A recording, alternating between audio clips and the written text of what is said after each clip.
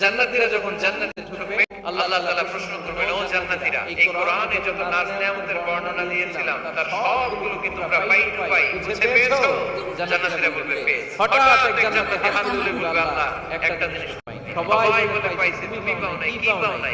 আমনেরই তো পাই নাই। সব দেখলাম, সব খাইলাম, সব দেখলাম, কিন্তু আপনারা তো দেখলাম না। আল্লাহ তাআলা তখন বিশাল জান্নাতের কনফারেন্স রুমে সবাইকে বসিয়ে আল্লাহর দিদার মানুষকে দেখাবেন। আল্লাহ তাআলা তার গোপন সৌন্দর্যকে সেদিন জান্নাতের সামনে প্রকাশ করে দিবেন।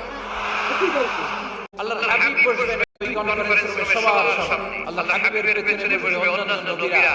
ওই জান্নাতের কনফারেন্স রুমে আমরাও যেন বসার জায়গা পাই, আল্লাহ তুমি তৌফিক দিন। আল্লাহ তাআলা অনেক নূরের পর্দার পেছন থেকে নূরের ঝলকানি বাড়াবে। আল্লাহ তাআলা সৌন্দর্যের বা নূরের ঝলকানির এক আলোক ছোটটা জান্নাতের সামনে তুলে ধরবেন এক মুহূর্তের জন্য। কয় মুহূর্ত? আলোক ছোটটা দিয়ে আবার নাই, আবার